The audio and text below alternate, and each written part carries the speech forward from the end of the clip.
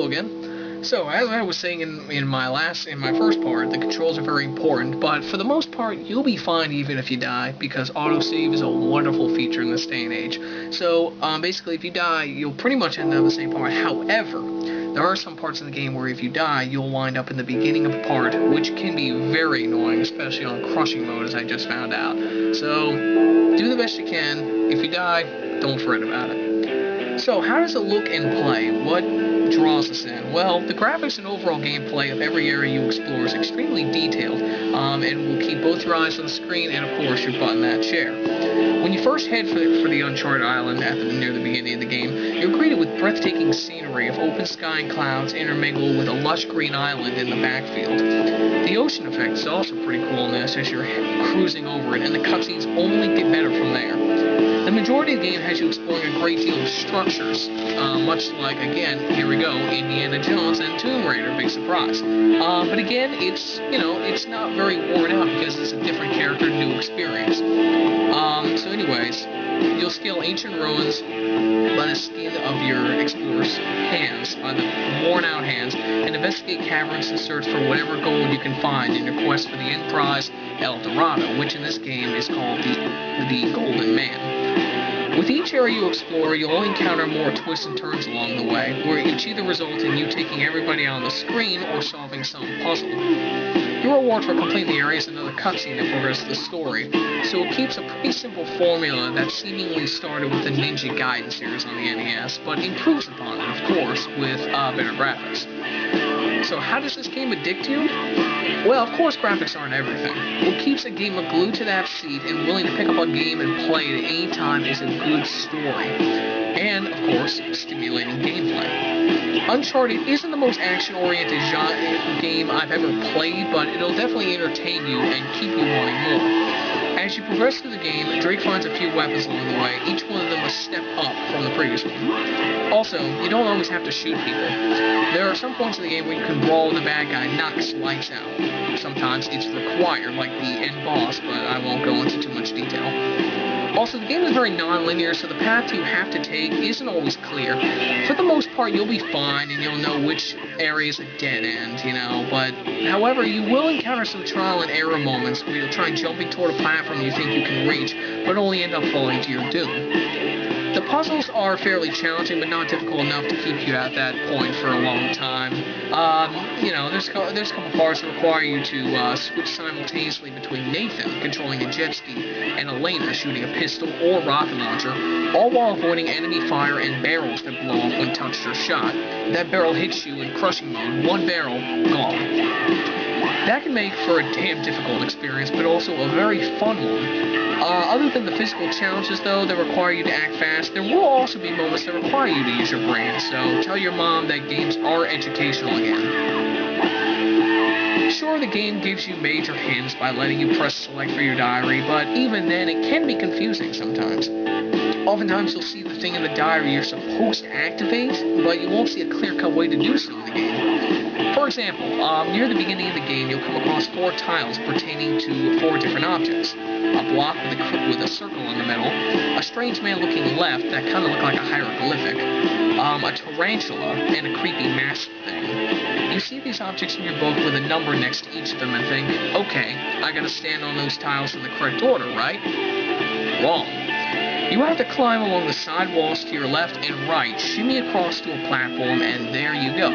Look around and you'll see longer tiles cut into the wall, 2 on the left and 2 on the right, which you need to push in the correct order.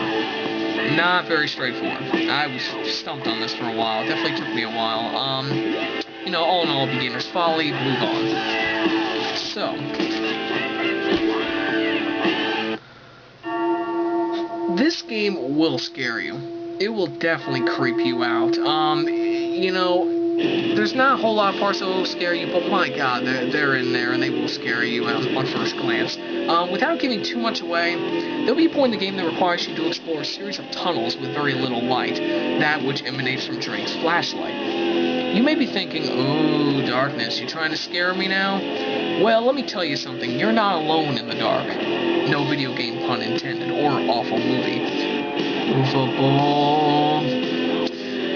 I guess Naughty Dog figured this semi-crossover between Indie and Tomb Raider just wouldn't be complete without a tribe of demonic beasts running around looking to end your little adventure.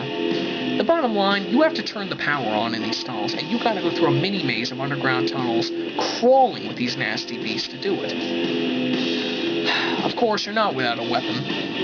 You'll pick up a certain gun before you enter this area, and let me tell you, you're gonna need it.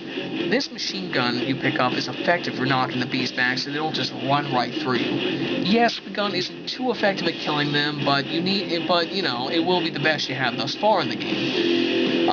There'll be a couple more moments afterward that may or may not creep you out depending on your reaction to the creatures the first time. You'll see them a couple more times afterward before you can complete this game. Sorry. But once you've encountered them a single time, they'll likely not give you such a fright the second time around. They did to me, but, you know, you're probably braver. All in all, though, looking back, they weren't really that scary. I think the worst thing about them is how they suddenly appear, not so much their appearance. For you Doom fans out there, namely of the original, think back to some of the earlier creatures like the zombie soldiers and zombie sergeants, as well as the imps. Sure, they were frightening, but the graphics made them seem a little comical at times, especially in this day and age where we have a shitload of other games with some baddies to give us nightmares. But there would be times where we'd be walking in a dark corridor, make a turn, and suddenly see one of those Doom baddies up in our faces. It would be enough to make anyone jump, even only for a split second. This would happen especially often if you played the game on mute, like I did, to avoid hearing the scary yet awesome music and the demonic cries of the evil baddies. Hey, I was only 7 when I first played it, but enough of my rambling. The bottom line is that that's what Uncharted's creatures remind me of. Frightening, but mostly when they appear out of nowhere to scare the shit out of you. So, all in all, what have we learned today? It's clear that Naughty Dog put a lot of effort and originality into a genre that's been done before. It's a great adventure game, albeit a little short in some people's opinions, that keeps you glued to your seat with its fun gameplay, stunning action cutscenes, and cool story. I mean, think about it. A search for El Dorado on an uncharted island infested with bloodthirsty treasure hunters, ancient creatures, breathtaking structures, most of which you have to scale, and an abandoned city the likes of which you've never seen before. Uncharted took an idea that's been done and made it into something truly spectacular. It knows what it wants to be, and it delivers all the way with what it's got, with no loading issues or delays on the part of the game whatsoever. Thought I'd add that. It flows very smoothly. Bravo, Naughty Dog. So, how does this stack up as far as ratings? Well, gameplay, I give it a 9.5 out of 10. The gameplay was fluent, it was working, it was just awesome. The sound and music, I give a 9 out of 10. The music was incredible, the sound was good, it could have been better.